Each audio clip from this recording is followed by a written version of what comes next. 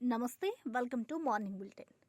మంత్రి సీతక్క బీసీ రిజర్వేషన్లను 42% విస్తరించే రాష్ట్ర ఆత్మీయ ప్రయత్నాలకు బీజేపీ వైపు నుంచి అడ్డంకులు సృష్టిస్తున్నాయని తెలిపారు.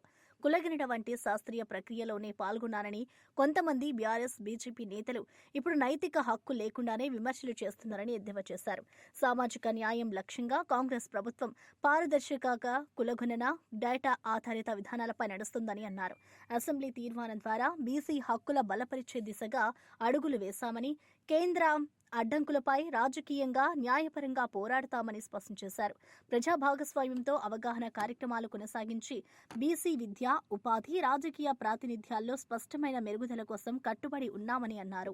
ఇప్పటి వరకు కూడా దాన్ని ఆమోదించకుండా మరి సైడ్ రాజకీయాలు బీజేపీ చేస్తా ఉంది.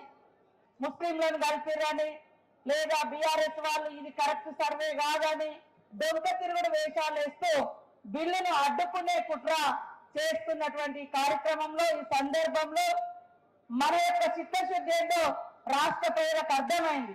బీసీ కుల గణనలో బీఆర్ఎస్ నాయకులు కొంతమంది, బీజేపీ నాయకులు కొంతమంది అసలు కుల గణనలో పాల్గొనలేదు.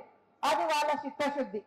ఈ రోజు ఎంతో చిత్తశుద్ధితో ఇచ్చిన మాట ప్రకారం సోషల్ ఇంజనీరింగ్, సోషల్ జస్టిస్ జరగాలని దాన్ని నెరవేర్చడం కోసం మన ఉమ్మడి నిజామాబాద్ బిడ్డ మరి మహేష్ అన్న గారిని కూర్చోబెట్టి కాంగ్రెస్ పార్టీలో పదవుల పంపకంలో కూడా మరి ఒక సోషల్ జస్టిస్ చేసినటువంటి ఘనత కాంగ్రెస్ పార్టీది. మంత్రి పొంగులేటి శ్రీనివాసరెడ్డి తెలంగాణలో నిర్వహించిన కులగణన పారదర్శకత, విస్తృత కవరేజీ, టెక్నాలజీ వినియోగంతో దేశానికి ఆదర్శంగా నిలిచిందని అన్నారు. బీసీలకు 42% రిజర్వేషన్లపై అసెంబ్లీ తీర్మానాన్ని చిత్తశుద్దితో తీసుకొచ్చామని, 15న జరిగే భారీ కాంగ్రెస్ సభలో 2 లక్షల మంది సామాజిక న్యాయ ఎజెండాను ప్రజల మధ్య మరింత బలంగా తీసుకెళ్తామని తెలిపారు.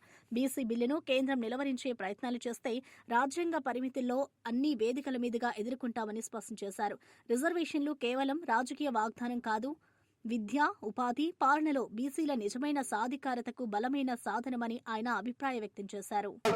ఈనాడు కాంగ్రెస్ పార్టీ ఇచ్చిన మాటను నెరవేర్చే దాంట్లో భాగంగా కామారెడ్డి వేదికగా గౌరవ ముఖ్యమంత్రి గారు, పిసిసి అధ్యక్షులు ఆలోచనలకు అనుగుణంగా మన పార్టీ అద్భుతమైన ఈ మీటింగ్ ని సక్సెస్ చేయాలి అంటే కాంగ్రెస్ సైనికులమైన మనందరం, కాంగ్రెస్ సిద్ధాంతాలకు కట్టుబడి ఉన్న మనందరం 2 లక్షల మంది అంటే పెద్ద విషయం కాదు, పెద్ద కష్టమూ కాదు.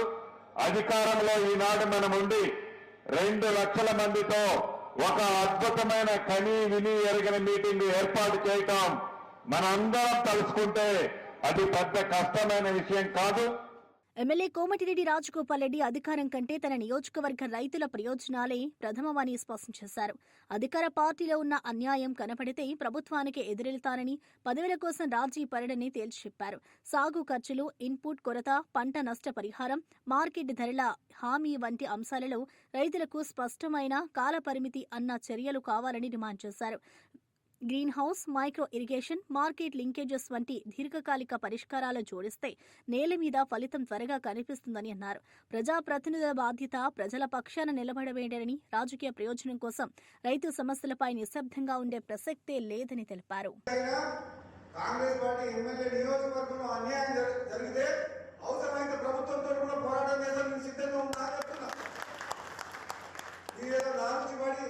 ముఖ్యమంత్రి దగ్గర పోయో నాకు ఏదో పదవి ఇస్తే నేను సపరేట్ కూర్చుంటా, మా రైతులకు అన్యాయం అయితే నీ పదవి వద్దు, నాకేమొద్దు, నీ పైసలు వద్దు, పదవి వద్దు, నాకు రైతులు ముఖ్యం, మా ప్రాంత ప్రజలు ముఖ్యం అనే స్వభావం గల మనిషి కాబట్టి చెప్తున్నారు.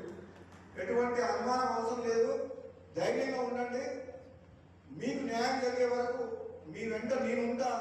అమరావతిపై వచ్చే దుష్ప్రచారాన్ని తిరస్కరించిన మంత్రి నారాయణ రాజధాని పనులు వేగంగా సాగుతున్నాయని చెప్పారు. మౌలిక వసతులు, ప్రధాన రోడ్లు, డ్రైనేజీలు, అవసరమైన ప్రభుత్వ భవనాలు దశలవారీగా పూర్తి అవుతున్నాయని, ప్రతి వర్క్కు స్పష్టమైన మానిటరింగ్ మెకానిజం ఉన్నదని పేర్కొన్నారు. రాజకీయ విమర్శలు చేసే ముందు సైట్ విజిట్లకు రావాలని ప్రతిపక్షాలకు పిలుపునిచ్చారు. రాజధాని అభివృద్ధి రాష్ట్ర వృద్ధి రేటుతో నేరుగా సంబంధమైందని, పరిశ్రమలు, సేవల రంగంలో పెట్టుబడులు ఆకర్షించడంలో అమరావతి కీలకమని అన్నారు. పారదర్శక టెండర్లు, టైం లైన్లు, నాణ్యత ప్రమాణాలపై రాజీ లేదని మంత్రి స్పష్టం చేశారు. ఫిబ్రవరి మ్యాక్సిమం మార్చ్ ఎండింగ్ లోపల ఈ 4,000 హౌసెస్ని అధికారులకు ఇవ్వడం జరుగుతుంది. అదేవిధంగా రోడ్స్, డ్రైన్స్ తీసుకుంటే ఏదైతే అనుకున్నామో ట్రంక్ రోడ్స్ అన్నీ కూడా కంప్లీట్గా ఒక 1 year లోపల కంప్లీట్ అవుతాయి. అదేవిధంగా లేఅవుట్ రోడ్స్ తీసుకుంటే 2.5 years, టవర్స్ తీసుకుంటే టవర్స్ 3 yearsలో కంప్లీట్ అవుతుంది. అయితే అక్కడక్కడ కొందరు రకరకాలుగా గ్రాఫిక్స్ అని అవన్నీ అంటారు. వచ్చి చూడమనండి, వచ్చి చూస్తే తెలుస్తుంది ఎంతమంది పనిచేస్తున్నారు, ఎన్ని మిషన్లు పనిచేస్తున్నాయి, ఎన్ని ఏజెన్సీస్ పనిచేస్తున్నాయి, ఎంత వర్క్. ఎక్కడో ఉండి ఏసీ రూమ్లో కూర్చొని స్టేట్మెంట్ చేయటం కాదు, వాళ్ళు వచ్చి ఇక్కడ చూస్తే ఎంతమంది పనిచేస్తున్నారు, ఎంత వర్క్ జరుగుతుంది, రోజుకి ఎంత వర్క్ జరుగుతుంది తెలుస్తుంది. సో ఏదేమైనప్పుడు ఒకటే చెప్తున్నాను, అమరావతి రాజధాని మీద ఊరికినే మాట్లాడటం వేస్ట్. వాళ్ళు నేను కాదు, ప్రజలు ఇచ్చి కొడతారు. Hyderabad police commissioner CV Anand Ganesh నిమజ్జనాన్ని విజయవంతంగా నిర్వహించడంలో GHMC, revenue, electricity, RTA, HMDA తదితర శాఖల సమన్వయాన్ని అభినందించారు. ట్రాఫిక్ మేనేజ్మెంట్, సురక్షిత నిమజ్జన మార్గాలు, క్రేన్, పొంటూన్ ఏర్పాటు, వైద్య, రెస్క్యూ బృందాల సిద్ధత, real time command control monitoring వంటి చర్యలు భక్తులకు ఇబ్బందులు లేకుండా జరగడానికి దోహదపడ్డాయని తెలిపారు.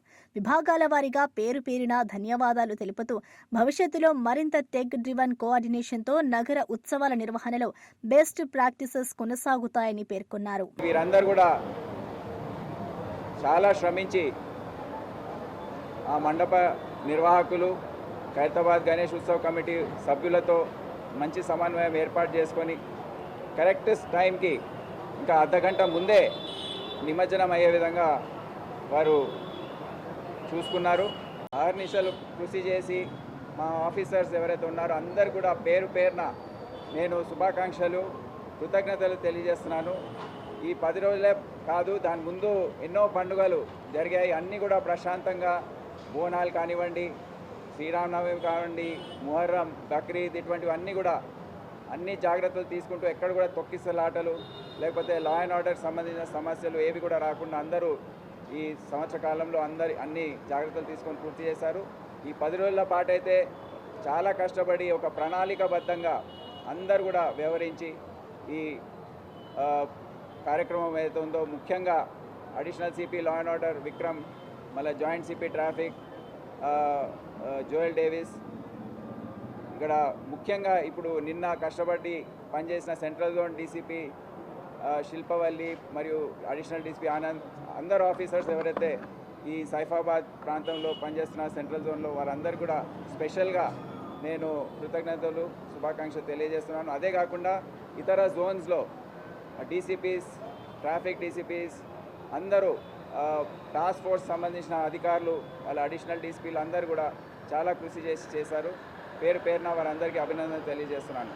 ఇదే కాకుండా ఇతర డిపార్ట్మెంట్స్ చెందిన అధికారులు నిన్న రాత్రి కూడా వార్ రూమ్లో కూర్చొని ఈ ఎలక్ట్రిక్ వైర్స్ సంబంధించిన సమస్యలు వచ్చినప్పుడు నేను ప్రత్యక్షంగా చూశాను.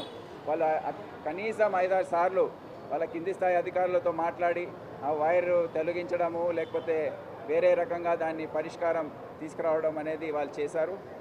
వారందరూ కూడా జిహెచ్ఎంసీ, ముఖ్యంగా revenue, water department, electricity, RTA, బండ్లు పాడైపోయిన సందర్భంలో ఆర్టీఏకి చెందిన మెకానిక్స్ వాళ్ళు వచ్చి కూడా రిపేర్ చేసి దాన్ని తొందరగా టైర్ పంక్చర్ అయితే దాన్ని షిఫ్ట్ చేయడము, క్రెయిన్లు పెట్టి ఇవన్నీ కూడా వాళ్ళు సహకరించారు. పేరున ఆ అధికారులందరికీ కూడా నా తరఫున, సిటీ పోలీస్ తరఫున కృతజ్ఞతలు తెలియజేస్తున్నాం. సో ఈ విధంగా ప్రశాంతంగా ముగిసినట్టు మేము భావించవచ్చు. కాళేశ్వరంపై బీఆర్ఎస్ ఏర్పాటు చేసిన ఫ్లెక్సీలను ప్రభుత్వ విప్ ఆది శ్రీనివాస్ తీవ్రంగా ఖండించారు. రాష్ట్రానికి కాళేశ్వరం ద్వారా ప్రయోజనం లేకపోయింది, ఎల్లంపల్లి నుంచే నీరు అందుతోంది అని వ్యాఖ్యానించారు. ప్రజలను తప్పుదోవ పట్టించే ప్రచారానికి బదులు వాస్తవాలు చెప్పాలని డిమాండ్ చేశారు. ప్రాజెక్ట్ ఖర్చులు, డిజైన్ లోపాలు, లీకేజీలు, ఎన్విరాన్మెంట్ క్లియరెన్స్లు వంటి అంశాలపై స్పష్టమైన ఆడిట్ అవసరమని సూచించారు. గ్రామాల్లో ఫ్లెక్సీలతో ప్రచారం కాదు, సాంకేతిక నివేదికలతో నిజాలు నిలువెల్లా తెలియాలన్నారు. బాధ్యులపై చర్యలు తీసుకుని నీటిపోయిన ప్రాజెక్టులను రీడిజైన్ చేసి రైతులకు ప్రయోజనం చేకూర్చడమే ప్రభుత్వ ప్రాధాన్యమని అన్నారు. కాళేశ్వరం దగ్గర మేడిగడ్డ దగ్గర నీళ్ళు ఆగినామే, మేడిగడ్డ కుంగిపోయి మేడిగడ్డ కుంగిపోయి అన్నారం సుందిల దగ్గర బుంగలు పడి నీళ్లు మొత్తం పోతున్నాయి. నేషనల్ డ్యామ్ సేఫ్టీ అధికారులు నేషనల్ డ్యామ్ సేఫ్టీ అధికారులు NDSA అసలు ఆ మేడిగడ్డ కుంగిందే బీఆర్ఎస్ గవర్నమెంట్ లో, NDSA అధికారం వచ్చింది బీఆర్ఎస్ గవర్నమెంట్ లో. ఇక నీళ్ళు ఆపితే ఈ కింది 40 గ్రామాలకు ఇబ్బంది, భద్రాచలం గుడిగుడి ఇబ్బంది. మీరు నీళ్ళు ఆపకుంటే బీఆర్ఎస్ హయాంలోనే గేట్లను తెరిపిస్తే పోయి సముద్రం నీళ్ళు పడ్డాయి. ఇప్పటికి కూడా ఒక్క చుక్క నీరు అక్కడ మనం ఆపుతలేము. వాళ్ళేమో ఫ్లెక్సికల్ ఈ కాళేశ్వరం లేకపోతే నీళ్ళు ఎక్కడంటుండ్రు. ఆనాటి దివంగత మానేత రాజశేఖర్ కట్టిన ఎల్లంపల్లి ప్రాజెక్టు ద్వారా నీళ్ళు వస్తుంది మనకు. మీకు బానే డ్యామ్ కానీ LMD కానీ SRSP నుంచి వర్షకాలంలో నీళ్ళు వస్తున్నాయి. రోజు 70,000. ఋషికొండ భవనాల్లో పెచ్చులు ఊడిపోతే కాంట్రాక్టర్పై చర్యలు ఎందుకు లేవని బొత్స సత్యనారాయణ ప్రశ్నించారు. కాంట్రాక్టర్కు డబ్బులు ఎవరిచ్చారు, పనుల పర్యవేక్షణ ఎవరు చేశారన్న అంశాలపై పారదర్శక సమాధానాలు కోరారు. సంపద సృష్టి పేరిట పబ్లిక్ ఆస్తులను ఎలా వినియోగిస్తున్నామన్నది ప్రజా డొమైన్లో ఉండాలని, మెడికల్ కాలేజీలను ప్రైవేటు చేతులకు కట్టబెట్టడమేనా అభివృద్ధి అని ప్రశ్నించారు. నిర్మాణాల నాణ్యత, బిల్లుల చెల్లింపులు, డిఫెక్ట్ లయబిలిటీ కాలం అమలుపై సమగ్ర ఆడిట్ చేయాలని డిమాండ్ చేశారు. రాష్ట్ర వనరులు ప్రజాలదని బాధ్యతాయుత వినియోగం సర్వాధికారమన్నారు. సబ్స్టాండ్గా కట్టడికే కదా, మరి ఆ కాంట్రాక్ట్ మీద చర్య తీసుకోవాలి కదా. అది ఎవరితో దానికి ఒక టైం లిమిట్ ఉంటుంది కదా. మరి వాడికి బిల్లు ఇవ్వద్దని చెప్పా. బిల్లు ఎవరిచ్చింది? ఏ గవర్నమెంట్ ఇచ్చింది? ఆ ప్రభుత్వం అంది. దాన్ని ఏం చేయాలో తెలియదు అంటారు కదా. 7 కోట్ల ఆదాయం వచ్చేది అనవసరంగా ఇప్పుడు వచ్చి ప్రతి నెల 7 లక్షలు 70 లక్షలు కరెంట్గా అవుతుంది అని చెప్తున్నారు కదా. మీరు పత్రికలో రాయిస్తున్నారు కదా. మీకు చేత కాకపోతే ఇవన్నీ ఇచ్చారు కదా. లుల్లు ఇవన్నీ కూడా చిల్లర పైసల్లాగా వచ్చి దాన్ని ఇచ్చేసారు కదా. కనీసం దాన్నైనా సరే ఎవరైనా సరే దీన్ని ఉపయోగించుకుంటారంటే ఒక పబ్లిక్ యాక్ట్ చేయండి. రూల్ ఉందే కదా.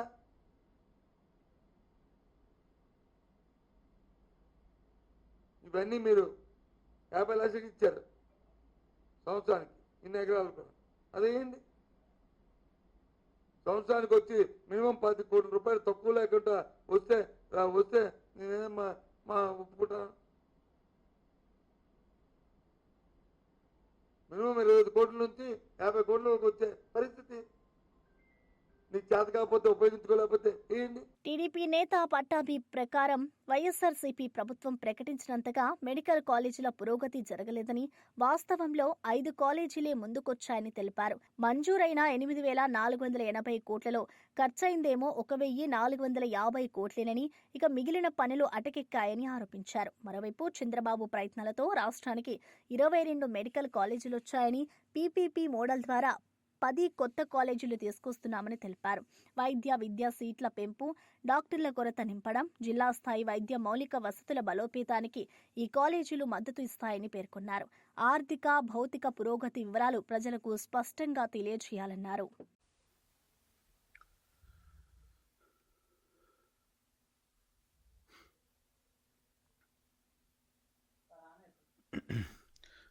అందరికి నమస్కారం. ఎన్డీఏ ప్రభుత్వం రాష్ట్రంలో అధికారంలోకి వచ్చిన దగ్గర నుంచి గతంలో పూర్తిగా భ్రష్టు పట్టినటువంటి అనేక వ్యవస్థలు, గాడి తప్పినటువంటి అనేక వ్యవస్థలు, అనేక రంగాలు, జగన్మోహన్ రెడ్డి అవినీతి ధనదాహానికి బలైపోయినటువంటి అనేక రంగాల్ని మళ్ళీ నిలబెట్టేటటువంటి ప్రయత్నం ఉధృతంగా చేస్తూ ఉంది. గౌరవ ముఖ్యమంత్రి నారా చంద్రబాబు నాయుడు గారి సారథ్యంలో గత 14-15 నెలలుగా అనేక రంగాల్ని తిరిగి నిలబెట్టడమే కాకుండా దేశంలోనే అత్యున్నత ప్రమాణాలతో వాటన్నిటినీ కూడా అభివృద్ధి చేసేటటువంటి కార్యక్రమాన్ని కూడా పెద్ద ఎత్తున చేపట్టింది. మరి వాటిలో ప్రధానమైనది ఆరోగ్య రంగం. హెల్త్ సెక్టర్ మనందరికీ తెలుసు 2019-24 మధ్య ఎక్కువగా దెబ్బతిన్నటువంటి వ్యవస్థ ఏదైనా ఉంటే రాష్ట్రంలో అది ఆరోగ్య వ్యవస్థ, హెల్త్ సెక్టర్. దాని యొక్క పర్యవసానాలు మనం ప్రత్యక్షంగా కోవిడ్ సమయంలో మనందరం కూడా చూసాం. కొన్ని వేల మంది ప్రాణాలు కూడా అకారణంగా కోల్పోయారు. దెబ్బతిన్నటువంటి ఆరోగ్య వ్యవస్థ, గాడి తప్పినటువంటి ఆరోగ్య వ్యవస్థ వల్ల జగన్మోహన్ రెడ్డి ప్రభుత్వ హయాంలో మరి ఆ రంగానికి చెందినటువంటి నిధులను కూడా పెద్ద ఎత్తున దారి మళ్లించి మరి మింగేసే కార్యక్రమం, జగన్ రెడ్డి తన ధనదాహాన్ని తీర్చుకునేటటువంటి కార్యక్రమాన్ని చేపట్టడం వల్ల అనేక రకాలుగా రాష్ట్రం నష్టపోయింది, రాష్ట్ర ప్రజలు నష్టపోయారు, కొన్ని వేల మంది ప్రాణాలు కోల్పోయారు. దాని యొక్క పర్యవసానాలు మనం కోవిడ్ సమయంలో ప్రత్యక్షంగా చూసాం. చంద్రబాబు నాయుడు గారు సారథ్యంలో ఎన్డీఏ ప్రభుత్వం అధికారంలోకి వచ్చిన తర్వాత మరి వాటన్నిటినీ కూడా రాష్ట్రంలో ఉన్నటువంటి ప్రభుత్వ ఆసుపత్రుల్ని మెరుగుపరుస్తూ అక్కడ ఉన్నటువంటి ఇన్ఫ్రాస్ట్రక్చర్ని మెరుగుపరచడమే కాకుండా మరి మెడికల్ ఎడ్యుకేషన్కి సంబంధించి కూడా మెడికల్ కాలేజెస్, గతంలో మనందరికీ తెలుసు చంద్రబాబు నాయుడు గారు 14 సంవత్సరాలు ముఖ్యమంత్రిగా ఉన్నటువంటి కాలంలో, అది 95-2004 మధ్య కానివ్వండి, 2014-2019 మధ్య కానివ్వండి, దాదాపు రాష్ట్రానికి ఆయన 22 మెడికల్ కాలేజీలు తీసుకొచ్చారు. రాష్ట్రంలో 22 మెడికల్ కళాశాలల ఏర్పాటు వెనుక చంద్రబాబు నాయుడు గారి కృషి ఉన్నది అనేది మనం కాదనలేనటువంటి వాస్తవం. 14 సంవత్సరాల ముఖ్యమంత్రిగా 22 మెడికల్ కళాశాలలు, ఇంజనీరింగ్ కాలేజీల లెక్క అది ఇంకా చాలా పెద్ద లెక్క అనుకోండి. మెడికల్ కాలేజీలు 22.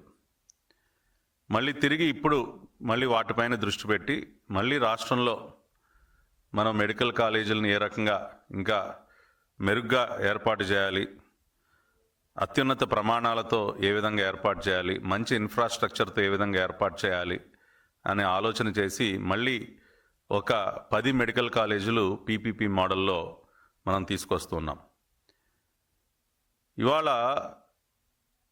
గతంలో ఆయన హయాంలో అనేక దారుణాలు చేసి, అనేక రకాలుగా ఆరోగ్య వ్యవస్థను నిర్వీర్యం చేసి ఇవాళ మళ్ళీ బురద జల్లే కార్యక్రమం చేస్తా ఉన్నాడు జగన్మోహన్ రెడ్డి.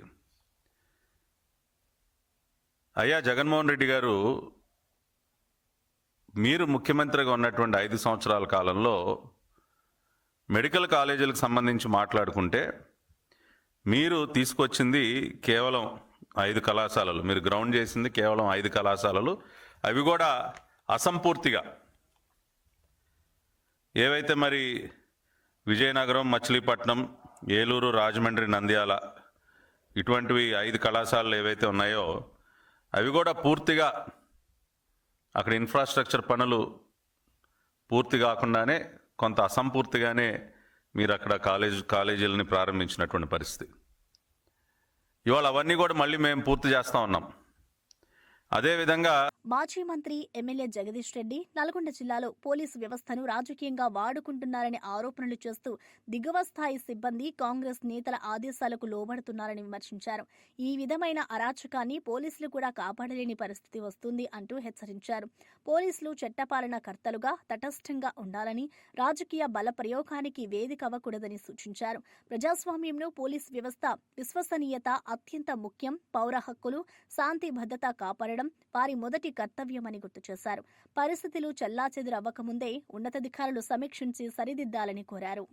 ఇక్కడ ఉన్న మంత్రులు రైతులకు నీళ్లు ఇవ్వలేక, కరెంట్ ఇవ్వలేక, ఎరువులు ఇవ్వలేక, ప్రజల నుంచి వస్తున్న ప్రశ్నలకు సమాధానాలు చెప్పలేక కేవలం పోలీసులను అడ్డం పెట్టుకొని పరిపాలన చేస్తున్నారు. టీఆర్ఎస్ కార్యకర్తల పైన, నాయకుల పైన, సోషల్ మీడియా యాక్టివిస్టుల పైన, ఆఖరికి ఎవరైనా గ్రామంలో యూరియాలో లైన్లో నిలబడ్డ వాళ్ళని చూపిస్తూ ఒక వీడియో పెడితే కూడా పోలీసులను దూలి పిలిపించి అరెస్టులు చేయించి భయపెట్టించి రాజ్యాన్ని నడపాలనుకుంటున్నారు. ఇవాళ మా సూర్యాపేటలో కూడా సీనియర్ నాయకుడు, ఎక్స్ జడ్పీటీసీ, నిన్నటి వరకు కౌన్సిలరు, ఏకగ్రీవ కౌన్సిలర్, ఆయనంత సీనియర్ నాయకుడిని ఎవరో ఒక తాగుబోతు కాంప్లైంట్ ఇచ్చిండని చెప్పి మధ్యరాత్రి వచ్చి 10 మంది పైగా పోలీసులు మధ్యరాత్రి వచ్చి పట్టుకపోయి స్టేషన్లో ఇప్పడానికి పెట్టినారు.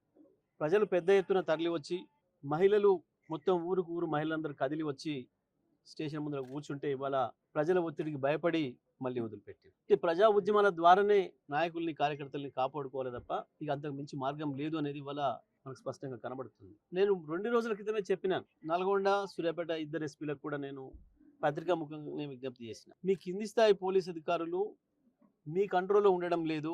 ఎవరో కొద్దిమంది కాంగ్రెస్ నాయకులు పైరవికారులు వాళ్ళు ఫోన్లు చేసి చెప్తే ఎవరిని పట్టుకురమ్మంటే వాళ్ళని పట్టుకొస్తున్నారు. ఏ కేసు అవసరం లేకుండా ఏది లేకుండా చట్ట విరుద్ధంగా పనిచేస్తున్నారు.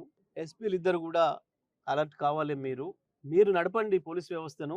ఎవరో గింతని తోడు పైరవికారు ఎవరో ఒక మండల పార్టీ అధ్యక్షుడు కాంగ్రెస్కు లేకపోతే ఇంకో చిన్న చోట మోట నాయకుడు నడపడం కాదు. ప్రతిరోజు వాళ్ళది మిలాఖత్తు కలిసి కూర్చోవడం అనేది స్పష్టంగా కనబడుతుంది, ప్రజల కళ్ళ ముందు కనబడుతుంది. ఇది పోలీస్ వ్యవస్థ మీదనే నమ్మకాన్ని పోగొడుతుంది. ప్రజల్లో అబాస్ పాలవుతున్నారు మీరు అనే మాట నేను మొన్ననే చెప్పిన. ఇవాళ మళ్ళీ ఇది కనబడుతుంది మనకి. ఇవాళ సూర్యాపేటలో జరిగింది ఏదైతుందో రాష్ట్రం అంతటి కూడా ఇదే జరుగుతుంది. పెద్ద ఎత్తున ప్రజలు తిరుగుబాటుకు వస్తారు. ప్రజలే స్టేషన్లను చుట్టుముట్టి వాళ్ళ నాయకులను వదిలిపించుకునే పరిస్థితి వస్తుంది. వాళ్ళ నాయకులను పోలీసుల నుంచి విడిపించుకునే పరిస్థితి వస్తుంది. నేను టీఆర్ఎస్ కార్యకర్తలకి ప్రజలందరూ కూడా విజ్ఞప్తి చేస్తున్నా, ఇది ఒకటే మార్గం. ప్రజల ఒత్తిడితోనే వాళ్ళ మెడలు వంచాలి, ప్రభుత్వం మెడలు వంచాలి. ఇది కేవలం మా కార్యకర్తల్ని నాయకులను విడిపించుకోవడం కొరకే కాదు, ప్రభుత్వం ఇచ్చిన హామీలు ఏవైతున్నాయో వాటన్నిటిని నెరవేర్చడం కొరకు కూడా ఇదే పెద్ద ఎత్తున ఇదే పద్ధతిలో ఉద్యమాలకు పోవాల్సిన అవసరం కూడా ఉంది. సరిపోయింది, 2 ఏళ్ళు ఇచ్చిన సమయం ఈ ప్రభుత్వానికి. ఎంత కొత్త ప్రభుత్వం అయినా ఎవరికైనా 6 నెలలు ఇవ్వడమే ఎక్కువ. కేసీఆర్ విజ్ఞతకు నిదర్శనం ఇది. 2 సంవత్సరాల సమయం ఇచ్చినాం. 6 గ్యారెంటీల విషయంలో మీరు చేస్తున్న మోసాలు ఇక ఒక్కటొక్కటిగా మొదలు పెడతాం. మీరు ఎన్ని కేసులు పెడతారో, ఎంతమందిని జైల్లో పెడతారో తేల్చుకుంటాం. ఇవి కొత్తగావు మాకు. ఒక సందర్భం వస్తే పోలీసులు కూడా మిమ్మల్ని కాపాడలేరు కాంగ్రెస్ నాయకులు, అది కూడా చెప్తున్నా నేను. ప్రజలు ఉరికించడం మొదలు పెడితే సూర్యాపేటలో గతంలో ఒకసారి చూపించినాం, ఏమవుతుందో ప్రజల తిరుగుబాటు ఎట్లా ఉంటుందో కూడా చూసిండ్రు. ఇంకా బుద్ధి తెచ్చుకోకుండా ఇదే పద్ధతులు ఎట్లా కొనసాగిస్తామంటే తప్పకుండా మా పద్ధతులు మాకుంటాయి, మా ఎత్తుగడలు మాకుంటాయి. ప్రజల అండ ఉన్నప్పుడు మీరు ఈ చిల్లర చేష్టలతో చిల్లర కేసులతో మమ్మల్ని భయపెట్టలేరు. ఇప్పటి కూడా నేను మళ్ళీ చెప్తా ఉన్నా, సూర్యాపేట ఎస్పీ గారు, ఇవాళ ప్రజలకు అంత పెద్ద ఎత్తున తరలి వస్తే వాస్తవం అర్థమైంది ఏం జరిగింది ఇక్కడ అని. ఒకవైపు గంజాయి తాగుబోతుల రాజ్యం ఎక్కువైంది, ఇష్టం వచ్చిన పద్ధతుల్లో ప్రవర్తిస్తున్నారు, దాంతో నేరాలు చేస్తున్నారు. వాటిని అదుపు చేయండి. మొదలు కాంగ్రెస్ నాయకులు చేస్తున్న దురాగతాలను ఆపండి. ప్రతిపక్ష నాయకులు ఎప్పుడు కూడా ఏం తప్పులు చేయరు, ప్రజల కొరకు పని చేయడం తప్ప. మీరు చేయాల్సిన పని చేయకుండా ఇంకొక పని చేస్తాము అని అంటే ప్రజలు చేయాల్సిన పని ప్రజలు చేస్తారు. నేను చెప్తున్నా, ఇప్పటికైనా సోషల్ మీడియా కార్యకర్తలని, సోషల్ మీడియాలో పోస్టులు పెట్టిన వాళ్ళని, సామాజిక సమస్యలపైన స్పందించిన వాళ్ళని భయపెట్టిస్తాం, స్టేషన్ పిలుస్తామంటే రారు. నేను ఇంకో మాట కూడా చెప్తున్నా, మీరు ఇట్లాగే ప్రవర్తిస్తే ఒకరు కూడా స్టేషన్ రారు. మీరు పిలిస్తే మీరు ఎంతమందిని పట్టుకపోతారో, 8,000 మందిని పట్టుకపోయి జైల్లో పెడతారో చూద్దాం. ఆ పరిస్థితి తెచ్చుకోవద్దు. పోలీస్ అధికారులను కంట్రోల్ చేయండి, చట్ట ప్రకారం పనిచేసేటట్టు చేయండి అని చెప్పి నేను మరొకసారి కూడా చెప్తా ఉన్నా. ఈ అక్రమ అరెస్టులను ఖండిస్తా ఉన్నాను. నేను ఎట్టి పరిస్థితుల్లో కూడా వీటికి భయపడే పని కూడా లేదు. టీఆర్ఎస్ కార్యకర్తలకు కూడా, బీఆర్ఎస్ కార్యకర్తలకు కూడా విజ్ఞప్తి చేస్తున్నా, ఈ పని మాలిన కేసులు ఇవన్నీ ఏమీ కదిలించలేవు, ఏమి చేయలేవు. పోదాం, సిద్ధమవుదాం, జైల్లో కూడా సిద్ధమవుదాం, ప్రజల కొరకు ఏమి ఇబ్బంది లేదు. ఇగో ఇదే పద్ధతుల్లో జన సమీకరణతోనే, ప్రజల ఒత్తిడితోనే మనం మన నాయకులు కాపాడుకుందాం. వైఎస్ఆర్సీపీ నేత తోపుదుర్తి ప్రకాష్ రెడ్డి ప్రకారం జగనన్న కాలనీలో స్టీల్ సెంట్రింగ్ సామాగ్రి దొంగతనాలతో రాక్రీ ఇన్ఫ్రా కంపెనీకి 5 కోట్లు నష్టం వాటిల్లిందని ఫిర్యాదు చేసినప్పటికీ విజిలెన్స్ రిపోర్ట్ కోర్టుకు ఎందుకు వెళ్లలేదని ప్రశ్నించారు. ప్రజల డబ్బుతో జరుగుతున్న హౌసింగ్ పనుల్లో భద్రతా లోపాలు, మానిటరింగ్ బలహీనతలపై బాధ్యత ఫిక్స్ చేయాలని డిమాండ్ చేశారు. నష్టంపై తక్షణ విచారణ, సీసీటీవీ, స్టాక్ రిజిస్టర్ ఆడిట్, బాధ్యులపై చర్యలతో పాటు సామాగ్రి భద్రతను బలపరిచే ఎస్ఓపీ తీసుకురావాలని సూచించారు. ఇళ్ల కలను దోచే ప్రయత్నాలపై రాజకీయాలకు అతీతంగా కఠిన చర్యలు అవసరమన్నారు. తెలుగుదేశం పార్టీ గూండాలు జగనన్న కాలనీ లేఅవుట్లో స్టీల్ ఎత్తకపోవడము, సెంట్రింగ్ సామాన్ ఎత్తకపోవడం, కనీసం ఒక రాత్రి సంస్థకి 5 కోట్ల రూపాయల నష్టం వాటిల్లింది. ఈ దొంగతనాల ద్వారా, జగనన్న కాలనీలో జరిగిన దొంగతనాల ద్వారా తెలుగుదేశం పార్టీ గూండాలు జగనన్న కాలనీ లేఅవుట్లో స్టీల్ ఎత్తకపోవడము, సెంట్రింగ్ సామాన్ ఎత్తకపోవడం, కనీసం ఒక రాత్రి సంస్థకి 5 కోట్ల రూపాయల నష్టం వాటిల్లింది. ఈ దొంగతనాల ద్వారా, జగనన్న కాలనీలో జరిగిన దొంగతనాల ద్వారా రాక్రీడ్ సంస్థకి 5 కోట్ల రూపాయల నష్టం వాటిల్లింది అని గవర్నమెంట్కు కంప్లైంట్ ఇవ్వడం జరిగింది. త్వరలో ఓపెన్ చేస్తామా, త్వరలో ఇంటర్వ్యూ పెట్టుకుందాం, త్వరలో ఓపెన్ చేస్తాం. మాజీ మంత్రి కారుమూరి నాగేశ్వరరావు తనకు ఎమ్మెల్యే ఆర్మిల్లి రాధాకృష్ణపై ఆర్కే ట్యాక్స్ పేరుతో వ్యాపారులు సమాజంపై ఒత్తిడి తెచ్చి దోపిడీ జరుగుతుందని తీవ్ర ఆరోపణలు చేశారు. లిక్కర్, ఇసుక గనులు, కబేలాలు అనేక రంగాల్లో ఎగవేతలు జరుగుతున్నాయని, ఒకే ఏడాదిలో దాదాపు 1200 కోట్లు దోచుకున్నారనే ఆరోపణలను వెల్లిబుచ్చారు. ఇదేనా మంచి పాలన అని చంద్రబాబును నిలదీశారు. బాధితుల ఫిర్యాదులపై పారదర్శక విచారణ, call data, accounts trial audit, బాధ్యులపై చట్టరీత్యా చర్యలు తీసుకోవాలని డిమాండ్ చేశారు. ప్రజా వనరులు, వ్యాపార వాతావరణాన్ని కాపాడేలా ప్రభుత్వం స్పష్టమైన మెసేజ్ ఇవ్వాలని అన్నారు. ఈ తణుకులో టీడీఆర్లు అయితే, మట్టి అయితే, ఆవులు గేదెలు కొయ్యటం అయితే, పేకాట్లాడించటం అయితే, క్రికెట్ బుక్కీలు నడిపించటం అయితే, వైన్ షాపుల్లో అయితే, పంచాయతీల్లో దోపిడీ అయితే, ఏ పర్సంటేజ్లు అయితే దగ్గర ఇక్కడ స్థానిక ఎమ్మెల్యే 1200 కోట్ల రూపాయల దాకా దోపిడీ చేశాడని చెప్పి మొత్తం ఆధారాలతో సహా వచ్చినాయని చెప్పి ఈ సందర్భంగా తెలియజేస్తున్నాను. వాళ్ళ దగ్గర ఉన్నాయని చెప్పి సందర్భంగా తెలియజేస్తున్నాను. అంత పచ్చి దోపిడీకి వడిగట్టాడు రాధాకృష్ణ అని చెప్పి సందర్భంగా తెలియజేస్తాను. 1200 కోట్ల రూపాయలు ఇంకా చిల్లరే. ఓకేనా? మరిన్ని అప్డేట్స్ కోసం చూస్తూనే ఉండండి.